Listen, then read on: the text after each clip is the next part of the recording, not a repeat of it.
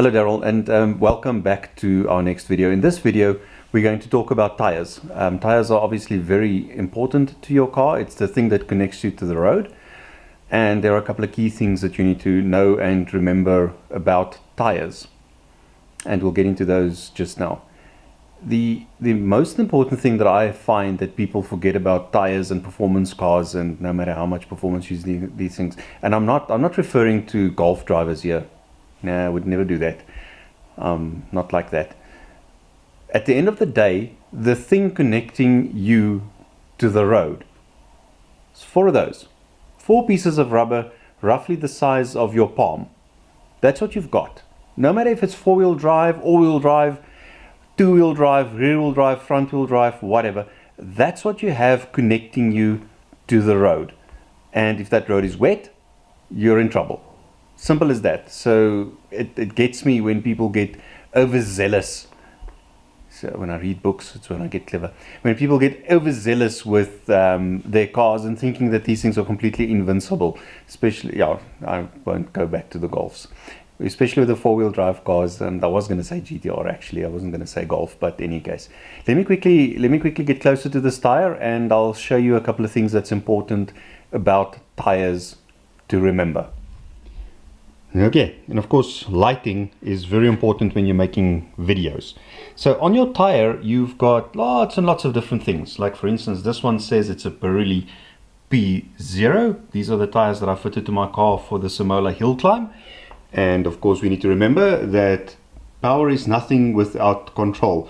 Thinking about my little comment about what connects you to the road a couple of minutes ago. Yes, and tire technology has come a long way in the last few years. You're still limited to the amount of connection that you've got to the road. All right, so the first thing that I would like to point out is the thing there that says DOT. This means that this particular tire is approved by the Department of Transport for what that's worth. Now, in the past, and you may have heard about this, people used to say that tires don't get old. You can buy tires, you can stack them, buy them on special for when you want to use them. That is a lie. It is not true. Tires do get old, especially if they're standing for a long time and they stand inflated for the long time.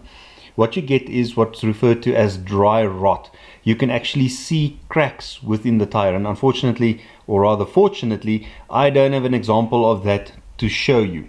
But a good indicator is not to allow your tire to go past roughly 5 years. And on every single tire, you'll find this little oak over here, 0319, or whatever yours is going to say. That is the date or the month on which this tire was manufactured. It was manufactured in the 3rd month of 2019. That means that I could use these tires safely for roughly about 5 years, or until the tread pattern is worn off past the 1mm mark, which I'll show you in a couple of minutes. Right, let's move on. Then you get this number over here, 245. 245 is in millimeters the width of the tire that's going to touch the road. So obviously the higher performance car, you're going to have larger tires to be able to handle the different road conditions and the power that you put onto this thing. Also important to note, and let me show you that very quickly, on this particular car, you've got different size tires front and back. So you've got 245 at the front and 275 at the back. So quite a bit more rubber at the back to help you grip the road. Right. The next number that we see there, 245, 40. 40 is a percentage of 245. All right. And it refers to the size of the wall, which is from the rim to the top of the tire. Let me see if I can show you that without compromising my light too much. It is this width that we're referring to, and that's 40% of the width of the tire. That's important. We're going to get back to that in a couple of minutes. And then of course ZR, which is the pedigree of the tire, and 19, which is the size of the rim, a 19-inch rim. And then you see the last little bit there, 94Y. That is the weight that this tire can actually support. Now, a lot of people make the mistake and think that this is the weight of my car. So if I weighed my car on this particular corner, and then I know that the car weighs 100 kilograms, I'm making that up, and then this tire is rated for 120 kilograms, I'm safe. This is not the case. All right, keep in mind that this car, and I almost used the word safely, but this car can comfortably get up to 260 or 270 kilometers an hour. And the way it's designed is that at those higher speeds, the car actually forces itself down on the road, and that creates additional mass on the wheels. So you may have heard cars like the Veyron and those sort of things, you can only drive it at the top end speed of like almost 400 kilometers per hour, but you can only do that for 5 minutes or 7 minutes or 9 minutes or something, because the tire cannot actually handle that weight. And this is the last bit over there. All right. These numbers are also the reason that I'm a fan of keeping stock and standard tires on your car. Because think about this. If I put a wider tire onto this car, so I go with a 275 in the front, but I stick to the profile, the 40, suddenly this wall is 40% of 275 and not 40% of 245 anymore. That's going to mean that my tire will be physically larger than what this oak is. And that's going to affect my performance, it's going to affect my speedometer, it's going to affect a lot of things, the ride quality, whether I can make turns without catching the car or anything like that. And the opposite is also true. So if I go for a 35 profile on a 245, it means that my car sits a lot lower. It means that I'm going to be harsher on the road. I'm putting extra strain on my drivetrain, on my shocks, on the connecting rods and all of those things. So I'm a huge fan of sticking with the standard tire sizes. You can of course go to a tire shop, and if you want to fit different size tires, they will be able to help you with what the different sizes are to keep the exact same profile of tire that you want. Getting into mags or different rims, that is a complete different discussion, and I might actually have to make a different video on that. Okay, so how do you know if your tires are worn or good? So all tires nowadays have these little dimples on them. Now that's a 1mm dimple, and I really hope you can see that very clearly. These are obviously quite good, so they've still got a lot of life in them. If you look at your tire and it's level with this dimple, it means that you've got 1mm or less tread wear left on the tire, and that makes it unsafe. So you should be replacing that tire as soon as possible. It is not safe to drive that tire or drive on those tires anymore. Okay, next question. How do you know what tire pressure to run? Again, very easy. It's in the owner's manual, so you definitely can get it in the owner's manual. But if you don't want to go to the owner's manual, most cars, if you look on the inside of the door, there's a little card over here, and it tells you what your tire pressure should be under normal circumstances and under load. And what I do is I also keep a little sticker over here that reminds me the next time that I need to check wheel alignment and balancing. And let's talk about wheel alignment and balancing very quickly.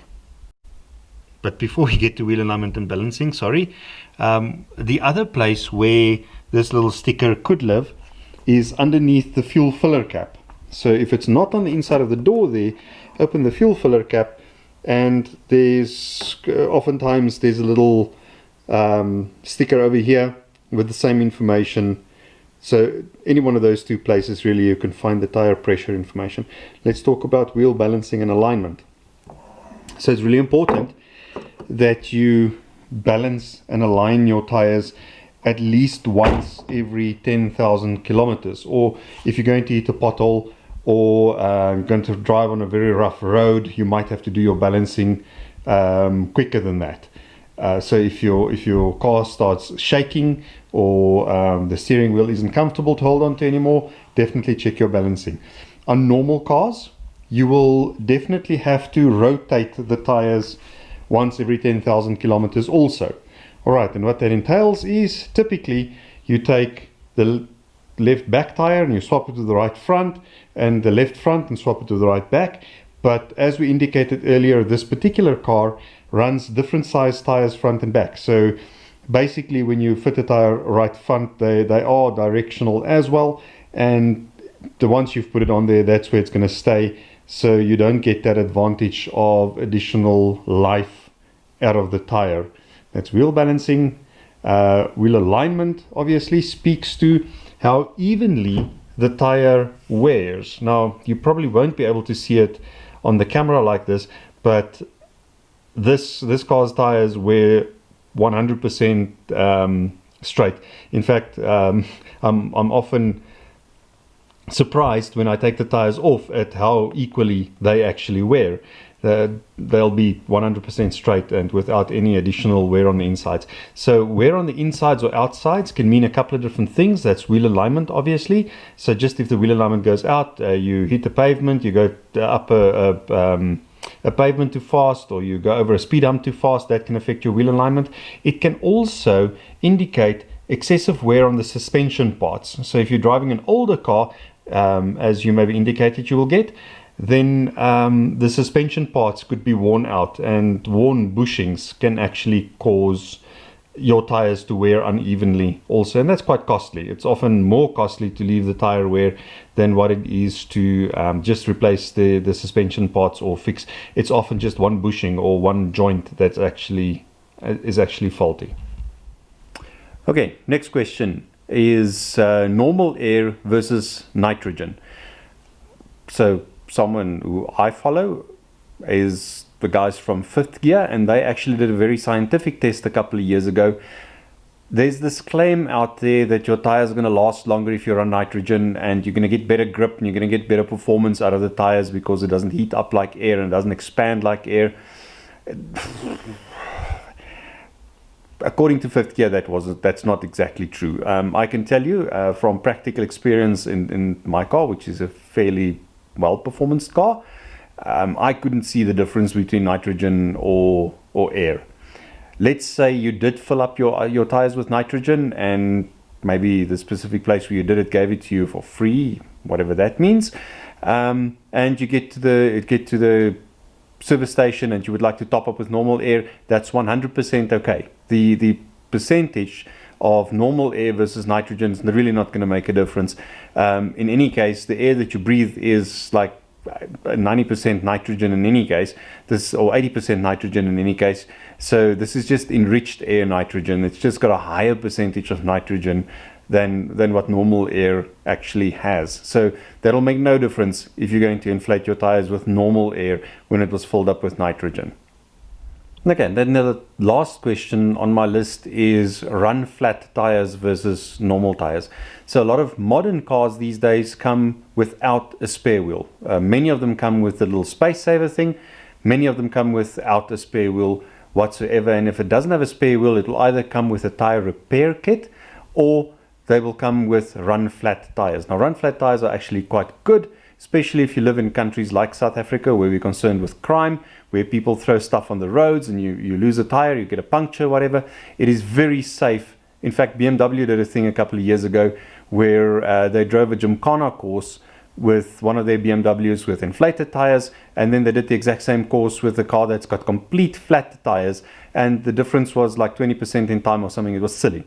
It was such a small difference, and it was amazing how they could actually throw that car around on flat tires. So if you live in a dangerous area, or you live in an area where you wouldn't want to actually stop next to the road for any reason, get run flat tires. They're slightly less comfortable than normal tires on account of the wall size being so much harder than normal tires, and they're slightly more expensive, but they're definitely worth it when you look at the advantages of not having to stop next to the road and being able to still drive your car even if you've got a completely flat tire. I think that is roughly the things that I would like to discuss on tires. Very important, tires should not be older than 5 years ever. If you see cracks on the tires, those tires are no longer safe to be driven on normal roads. You should get rid of them as quickly as possible. And to know when your tire was manufactured, look for this little window over there.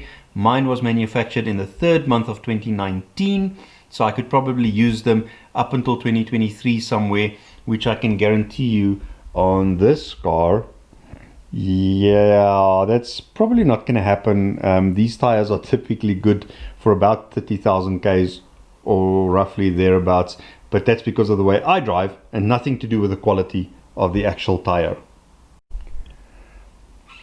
That's roughly what I have to say about tires, and we'll catch you in the next video. Daryl, if there's anything specific that you would like to see, if there's anything specific that you're wondering about, please comment below, or anybody for that matter. If you're watching this video and there's something specific that you would like to see that I didn't think of or that I left out, please comment below. I will either answer you if it's a short enough answer, or I'll create a special little video for you explaining the thing that, that you wanted explained.